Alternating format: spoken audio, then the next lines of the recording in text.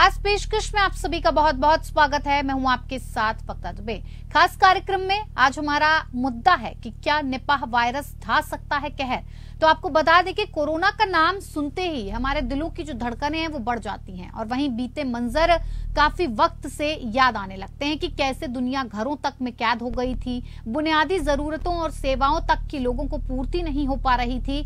लेकिन एक बार फिर से निपाह वायरस को लेकर लोगों की अब चिंताएं बढ़ने लग गई हैं। दरअसल खतरनाक निपाह वायरस के 2 संदिग्ध मामलों के मिलने के बाद केरल के कालीकट में हड़कंप मचा है। यहाँ बुखार की वजह से 2 लोगों की मौत हो चुकी है। गौर करने वाली बात यह है कि एक ही प्राइवेट अस्पताल में दोनों मौतें हुई हैं। इसके अलावा मृतकों का एक रिश्तेदार भी गंभीर हालत में है। अब तक मरीजों के टेस्ट का रिजल्ट नहीं आया है। हालांकि एक्सपर्ट्स का कहना है कि मरीजों में निपाह वायरस जैसे लक्षण देखे गए थे। इधर हालातों को लेकर प्रशासन भी अलर्ट मोड में आ गया है। कोझिकोड जिले में निपाह वायरस से संबंधित अलर्ट जारी कर दिया गया है। स्वास्थ्य विभाग ने सोमवार रात एक बयान में कहा कि राज्य की स्वास्थ्य मंत्री वीना जॉर्ज ने एक उच्च स्तरीय बैठक की और स्थिति की समीक्षा की है। बयान में कहा गया है कि एक निजी अस्पताल से बुखार के 2 लोगों को अप्राकृतिक मौत की सूचना मिली है और ऐसा संदेह है कि उनकी मौत की वजह निपाह वायरस हो सकता है। आपको बता दें कि कोझिकोड जिले में 2018 और 2021 में भी निपाह वायरस से मौत दर्ज की गई थी। दरअसल निपाह वायरस का पहला मामला 19 मई 2018 को कोझिकोड में सामने आया था। उस वक्त इसकी वजह से 17 लोगों की जान चली गई थी और एक बार फिर से अब ये निपाह वायरस कहर बरपा रहा है और उसके चलते केरल में 2 लोगों की मौत हो चुकी है।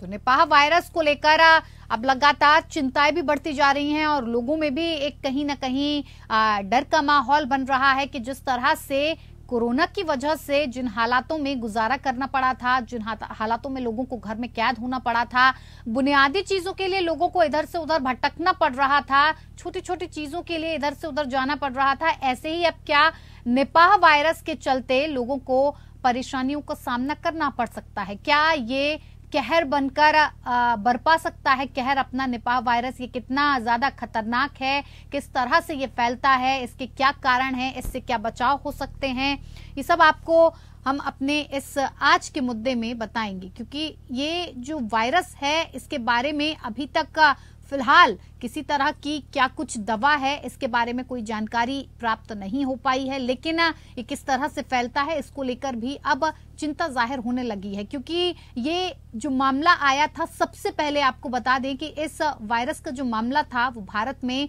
19 मई 2018 को कोझिकोड में सामने आया था। उस वक्त इसकी वजह से 17 लोगों की जान चली गई थी। लेकिन अब इसको लेकर अगर बात की जाए स्वास्थ्य विभाग की या प्रशासन की तो काफी अलर्ट मोड पे नजर आ रहा है। कोझिकोड जिले में इस वायरस को लेकर अलर्ट जारी कर दिया गया है। स्वास्थ्य विभाग भी इसको लेकर लगातार मीटिंग्स कर रहा है, बैठकें कर रहा है और ये देखने की कोशिश की जा रही है कि इस बैठक में इस स्थिति को किस तरह से कंट्रोल किया जा सकता है। निजी अस्पतालों की बात करें तो निजी अस्पतालों को भी ये सूचना दी गई है कि इसको लेकर जो पूरी सावधानी बरतनी चाहिए वो भी बरती जाए। तो कुल मिलाकर इसको लेकर अब लगातार चाहे प्रशासन हो, शासन हो, लगातार राज्य सरकार हो, लगातार इस पर नजर बनाए हुए है कि किस तरह से ये वायरस फैल रहा है। और अचानक से केरल में ये वायरस मिलता है, 2 लोगों की मौत हो जाती है, जिसकी वजह से अभी फिलहाल केरल की जो हड़कंप की स्थिति है वो काफी बनी हुई है। लोग काफी परेशान हैं, इस भय में जीने को मजबूर हैं कि कहीं अगर निपाह वायरस ज्यादा फैल गया तो इसका बचाव कैसे किया जाएगा, इससे निपटने के लिए क्या कुछ किया जाना चाहिए। तो इसी पर बातचीत करेंगे, क्या कुछ हल होगा ये भी जानने की कोशिश करेंगे। कहां से ये शुरुआत हुई इसकी, क्या निपाह वायरस उतना ही खतरनाक है जितना कि कोरोना वायरस था, इन्हीं कुछ चीजों को जानने की कोशिश करेंगे। आज हम अपने इस कार्यक्रम में हमारे साथ 2 खास मेहमान जुड़ गए हैं जिनसे मैं आपका परिचय करवा देती हूं। Doctor Naresh Chawla, national joint secretary IMA, vice president DMC, और डॉक्टर सतीश चंद्र पांडे, पूर्व ज्वाइंट डायरेक्टर स्वास्थ्य विभाग UP से हमारे साथ जुड़ गए हैं। आप दोनों का ही बहुत बहुत स्वागत है हमारे कार्यक्रम में। सर, शुरुआत में नरेश जी आपके साथ करना चाहूंगी कि लगातार जिस तरह से हम देख रहे हैं एक के बाद एक वायरस घेरते जा रहे हैं भारत को। और अगर अब बात निपाह की करें तो सबसे पहले यही जानना चाहेंगे कि ये आखिर निपाह वायरस है क्या, कैसे फैलता है और इसकी उत्पत्ति आखिर हुई कैसे? ये वक्ता तुझे मैं बता दूं, पहले तो देखो, क्योंकि जब आप कोरोना का नाम लेती हैं या कोविड-19 नाम लेती हैं तो सब एकदम डर जाते हैं जी। तो डोंट कंपेयर दिस टू, क्योंकि निपाह वायरस पहले भी हमारे देश में देखा है, 2018 में देखा था जी। और ये सच है कि ये मलेशिया में हुआ था 15-20 साल से चलते जाने। Basically it is an animal virus, ये जानवरों का वायरस है। पिछले कुछ समय से ये इंसानों में भी अटैक करना शुरू कर दिया है। For that matter corona virus भी एनिमल वायरस था, लेकिन कोरोना का जो फैलाव आया था उसकी जो उसका इन्फेक्शन थी वो बहुत ज्यादा थी। Nipah is a far more dangerous virus, far more dangerous मतलब अगर हो गया तो बिगड़ना इतनी तेजी से होता है, इतनी तेजी से बिगड़ना होता है कि घंटों के अंदर मरीज कोमा में चला जाता है, उसको सांस की तकलीफ हो जाती है, उसका ये समझ लो कि दिल बंद होने की क्या कहते हैं मोर्टेलिटी, जिसको मरने का रेट ऑलमोस्ट 50 to 70% है। जबकि इसका तो मेन इलाज एक ही है, बचाव बचाव बचाव।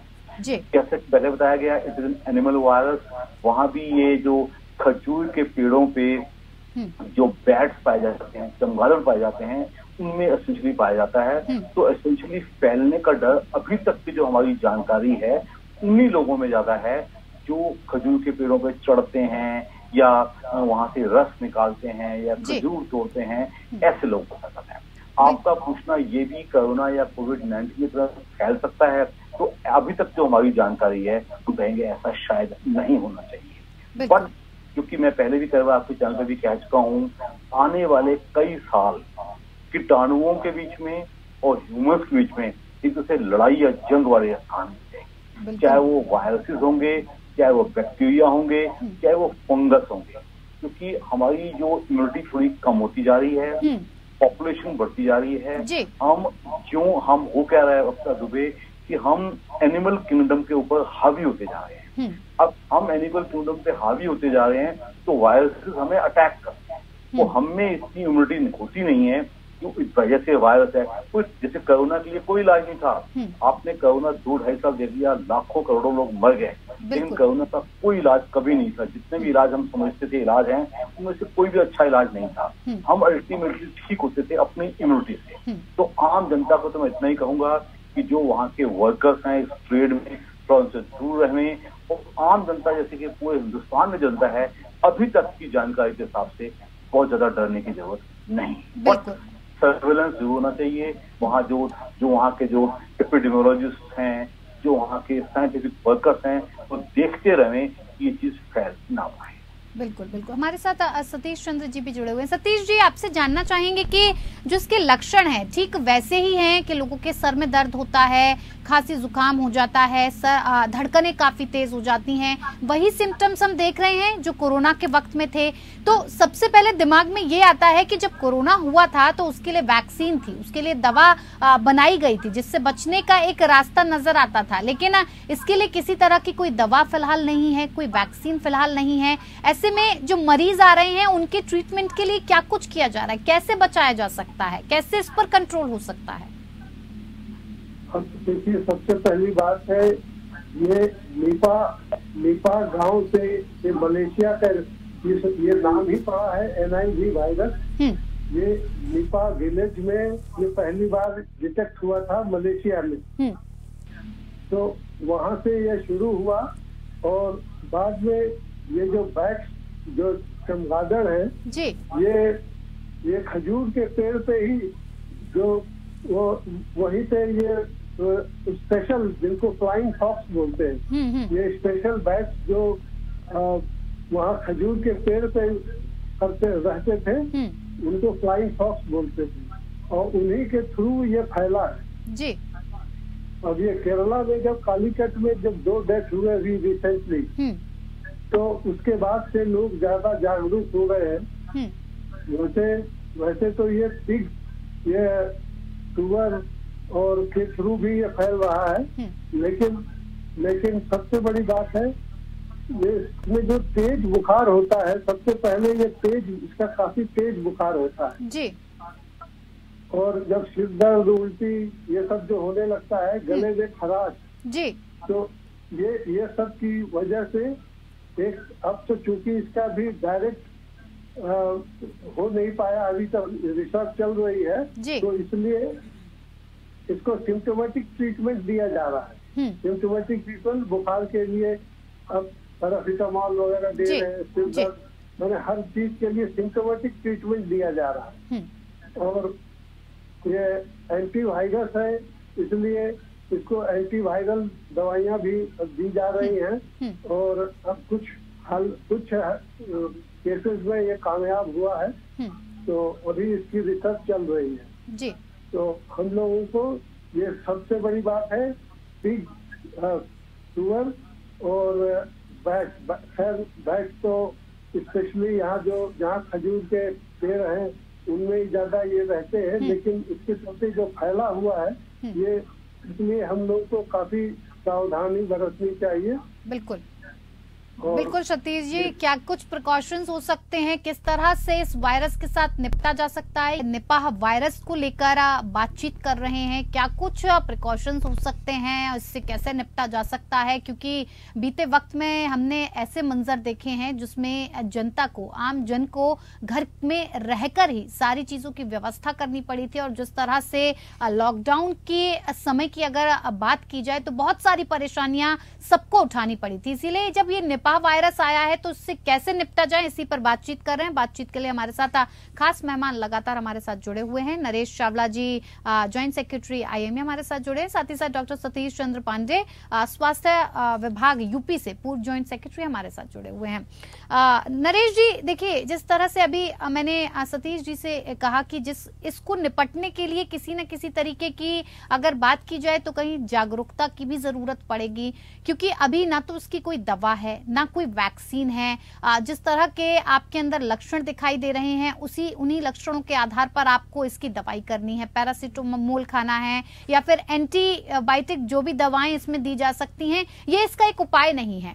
WHO ने साफ तौर पर ये कहा है, जोर देकर, कि लोगों को इसके लिए जागरूक किया जाए। आपको क्या लगता है कि किस तरह से जागरूक करना चाहिए, किस तरह से लोगों को ये बताना चाहिए कि ये निपाह वायरस कहीं ना कहीं मुसीबत बन सकता है, उससे पहले आपको सारे प्रिकॉशंस ले लेने चाहिए? वक्ता, आपने बड़ा अच्छा सवाल पूछा है, क्योंकि मैं आपको पहले ही बता दूं कि 3 साल के कोरोना के कहर से लोगों का मन बहुत टूटा हुआ है।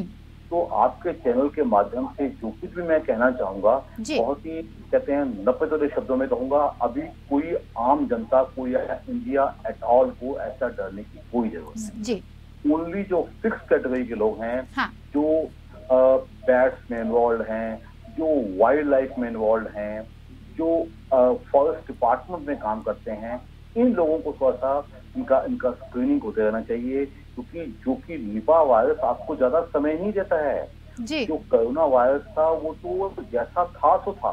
कुछ निपाह वायरस तो ये समझ लो कि अगर मुझे उसका आक्रमण हो गया तो विदिन आवर्स के बुखार भी हो जाएगा, हेडेक भी बहुत हो जाएगा, उल्टियां भी आ जाएंगी, पेशेंट कुछ घंटों के अंदर अंदर उसको सांस की तकलीफ भी होनी शुरू हो जाएगी, कुछ घंटे के अंदर अंदर वो कोमा में भी चला जाएगा।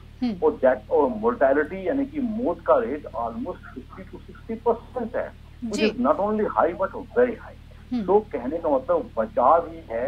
जितने भी ये रिस्क कैटेगरी के जो लोग हैं, इनको अपना ख्याल रखना, जो फॉरेस्ट डिपार्टमेंट है, जो वहाँ का डिस्ट्रिक्ट एडमिनिस्ट्रेशन है, इनको बकायदा वार्निंग देता रहे जब तक ये टल ना जाए।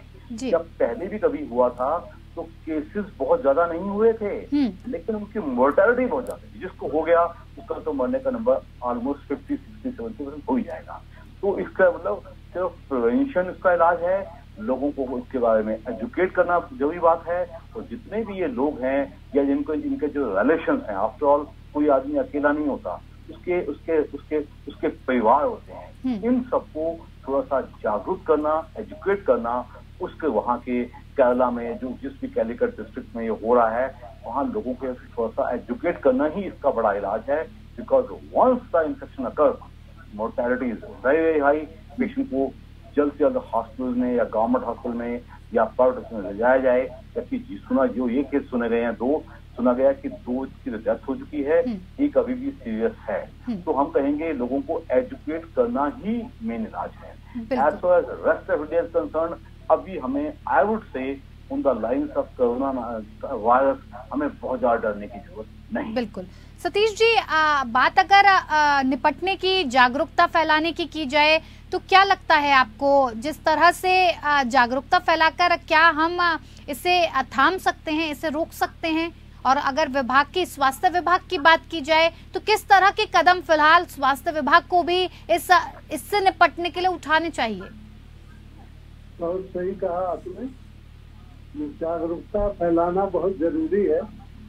एक तो इसलिए कि इसमें जो छुआछूत जैसा चीज तो है नहीं, तुरंत की हो जाएगा, लेकिन जैसे अब खजूर में जहाँ इन्फेक्टेड होते हैं, जो जहाँ चमगादड़ वगैरह ज्यादा है, या पिग्स में, इवन सुअरों में भी है ये ज्यादा, तो उन लोगों से बचा करके रखना होगा, बहुत जरूरी है।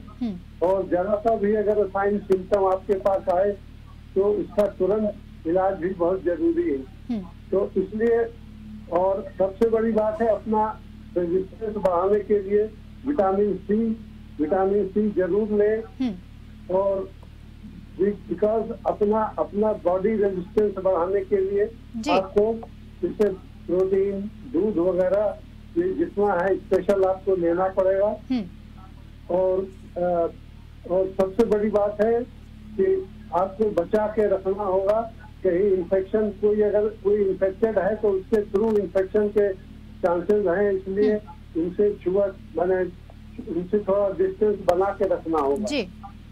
ये तो अच्छी बात है, कम से कम अभी इधर फैला नहीं है। ये केरला कालीकट में जैसे मिला था, तो उसकी वजह से उस पर्टिकुलर एरियाज में जहाँ ये जंगल का एरिया है, जहाँ पर ये ज्यादा चमगादड़ और ये सब जो रहते हैं, तो ये सब के लिए थोड़ा आपको संभाल के और इसका बचाव करना पड़ेगा।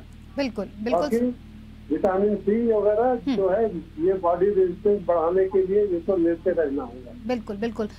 नरेश चावला जी, जाते जाते आपसे यही सबसे ज्यादा मैं ये समझने की कोशिश करना चाहती हूँ और दर्शकों को भी समझाना चाहती हूँ कि बार बार जो खजूर के पेड़ का नाम लिया जा रहा है कि खजूर के पेड़ पर ये वायरस मिलता है, कैसे खजूर के पेड़ तक ये वायरस कैसे पहुंच जाता है? क्या इस वायरस की उत्पत्ति खजूर के पेड़ पर ही होती है या किसी तरह से ये वहां तक पहुंचता है? इसकी क्या प्रोसेस क्या है, ये समझा दीजिए। जैसा कि वक्ता मैंने पहले भी कहा, this particular virus is a zoonotic. Zoonotic का मतलब ये अभी तो हमें मालूम नहीं है, हम सिर्फ चमगादड़ों को दोष दे रहे हैं, जो हमारी जानकारी है। उससे दूसरे जानवर में भी होता होगा, पिग का नाम भी लिया गया है, उसका कुछ पूरे जानवर में भी होता होगा। जो अभी तक की हमारी जानकारी है, क्योंकि जो ये बैट्स होते हैं, ये अक्सर लंबे पेड़ों पे होते हैं, उल्टा लेटे रहते हैं, जानते हैं ये दिन में जागते हैं, दिन में सोते हैं, रात को जागते हैं, तो इनमें अभी तक हमें डिस्कवर किया है। अभी तो more scientific work and research is required.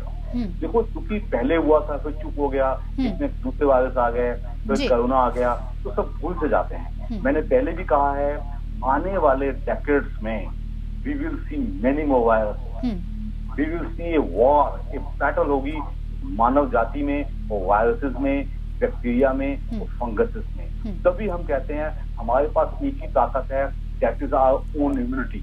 हम बैलेंस डाइट खावें, हम अपने आप को स्वस्थ रखें, हम जो एंटीऑक्सीडेंट्स लेवें और उससे बचें। जैसा कि मैंने पहले कहा कि जो स्पेसिफिक वर्कर्स हैं, wild life workers, forest workers, जो इस किस्म का काम करते हैं खजूर में, जो वहीं आसपास रहते हैं, मत भूलिए केरला के गांवों में, जंगलों में भी लोग रहते हैं, उन लोगों का एक तरह से डिस्ट्रीब्यूशन का उनको एजुकेट करना, जागरूक करना मेन इलाज रहेगा। उनको बचा लेंगे वो बाहर नहीं आएगा, बाहर नहीं आएगा तो बाकी हिंदुस्तान भी बचेगा। बिल्कुल। सतीश जी, जाते जाते आपसे कुछ ही शब्दों में जानना चाहेंगे कि अगर इस वायरस का पता लगाना हो कि निपाह वायरस हमारी बॉडी में है या हमें निपाह वायरस से हम इन्फेक्टेड हैं, तो इसका पता कैसे लगाया जाएगा? किस तरह का टेस्ट हमें करवाना होगा? कैसे पता चल पाएगा?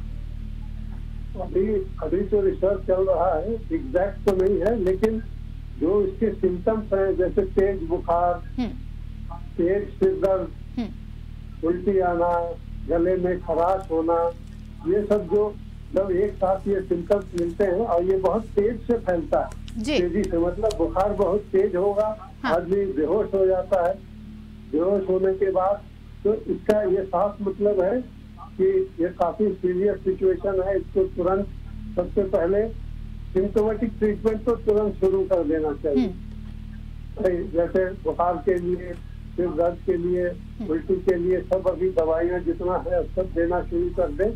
और जैसा भी डॉक्टर ने भी कहा, एंटीऑक्सीडेंट विटामिन सी वगैरह का मात्रा बढ़ा देनी होगी और इससे बॉडी रेजिस्टेंस तभी बढ़ सकेगा, अदरवाइज बहुत मुश्किल हो जाएगी। एग्जैक्ट जो अभी कौन सा वायरस के लिए अभी कौन सी दवाई एग्जैक्ट है, अभी इसका रिसर्च चल रहा है। जब तक ये फाइनल होगा तब तक तो यही तरीका है इससे बचने का जी। और अपना विटामिन सी और एंटीऑक्सीडेंट लेते रहें। जी बिल्कुल। सतीश जी और नरेश जी, आपका बहुत बहुत धन्यवाद तमाम जानकारी इससे जुड़ी हुई हम तक और हमारे दर्शकों तक पहुंचाने के लिए। तो निपाह वायरस से बचने के लिए आपको खुद से जागरूक होना होगा और ध्यान रखना होगा कि इसकी अभी कोई वैक्सीन नहीं है, कोई दवा नहीं है। तो आप जितना ज्यादा अपना ख्याल रखेंगे उतना ज्यादा आप महफूज रहेंगे। फिलहाल इस खास पेशकश में मेरे साथ इतना ही। नमस्कार।